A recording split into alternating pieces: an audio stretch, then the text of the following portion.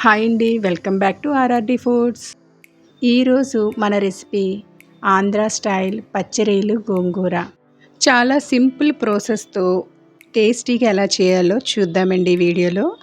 ఇక్కడ కేజీ పచ్చిరొయ్యలకి అన్ని కొలతలు చూపించబోతున్నాను కాబట్టి వీడియో ఎక్కడ స్కిప్ చేయకుండా పూర్తిగా చూడండి. పెద్ద సైజు 4 గోంగూర కట్టలు తీసుకుని శుభ్రంగా చేసుకుని ఇలా 1కి 2-3 సార్లు కడుక్కొని పక్కకు పెట్టుకున్నాను.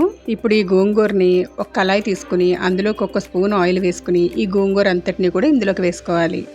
ఇప్పుడు ఒకసారి బాగా కలిపి గోంగూర అంతా దగ్గర పడేంత వరకు కుక్ చేయాలి. ఇందులోని నీరంతా కూడా ఎగిరిపోయి దగ్గరగా అయిపోవాలండి. అప్పటి వరకు స్టవ్ పై ఉడికించుకుని ఇప్పుడు స్టవ్ను ఆఫ్ చేసేసి పూర్తిగా చల్లారిన తర్వాత మిక్సీ జార్లోకి వేసుకొని పేస్ట్లా చేసుకోవాలి. ఇప్పుడు ఈ పేస్ట్ని పక్కన పెట్టుకుందాం.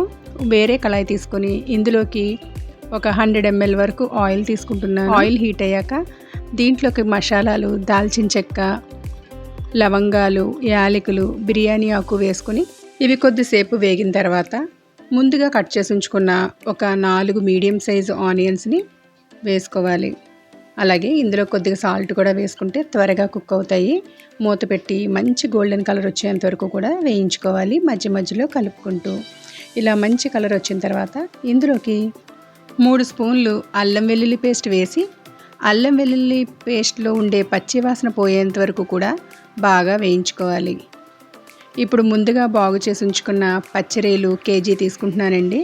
వీటిని శుభ్రంగా వాష్ చేసుకుని అలాగే ఈ పచ్చిరొయ్యల వెనకాల ఉన్న ఈ బ్లాక్ని కూడా తీసేసుకుని శుభ్రంగా చేసుకుని రెడీగా ఉంచుకున్నాను.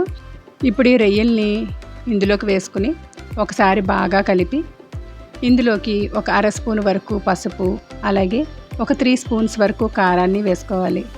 ఈ కారం, పసుపు కూడా పచ్చిరొయ్యలకు పట్టేంత వరకు ఒకసారి బాగా కలపాలి. ఇప్పుడు కళాయిపై మూత పెట్టుకుని ఈ పచ్చిరొయ్యల్లోంచి వచ్చే వాటర్ తోటే ఆయిల్ తేలేంత వరకు కూడా కుక్ చేసుకోవాలి. ఇలా కుక్ అయిన దీంట్లోకి ముందుగా కట్ చేసి ఉంచుకున్న ఒక 3 పచ్చిమిర్చిని అలాగే కొద్దిగా కరివేపాకును కూడా వేసుకొని ఒక్కసారి బాగా కలిపి ఇప్పుడు దీంట్లోకి ముందుగా గ్రైండ్ చేసి ఉంచుకున్న గోంగూర పేస్ట్ని కూడా వేసుకొని ఒకసారి ఈ గోంగూర పేస్ట్ కూరంతా కూడా పట్టేలా బాగా కలుపుకొని ఇప్పుడు దీంట్లోకి కొద్దిగా మిక్సీ జార్లోనే వాటర్ వేసుకుని ఆ వాటర్ని కూడా యాడ్ చేసుకోవాలి. అలాగే రుచికి సరిపడినంత ముందుగా మనం ఆనియన్స్ వేగుతున్నప్పుడు వేసామండి సాల్ట్, కాబట్టి మీ రుచికి సరిపడినంత సాల్ట్ని యాడ్ చేసుకుని ఒక 3 స్పూన్ల వరకు ధనియా పౌడర్, 1 స్పూన్ జీరా పౌడర్, అలాగే ఒక 3 స్పూన్స్ వరకు మసాలా పౌడర్ని యాడ్ చేసుకోవాలి. ఇప్పుడు ఈ మసాలా అంతా కూడా కూర అంతా పట్టేంత వరకు ఒకసారి బాగా కలిపి స్టవ్ని మీడియం ఫ్లేమ్ పెట్టుకుని ఆయిల్ పైకి తేలేంత వరకు కూడా కుక్ చేసుకోవాలి. మధ్య మధ్యలో కలుపుకుంటూ ఇలా కుక్ చేసుకుంటే చూసారా ఆయిల్ పైకి తేలింది. ఎంత టేస్టీగా ఉంటుందండి, చాలా సింపుల్ కూడా. ఎంతో రుచికరంగా ఉండే ఈ గోంగూర పచ్చిరొయ్యల కూర మీరు తప్పకుండా ట్రై చేయండి.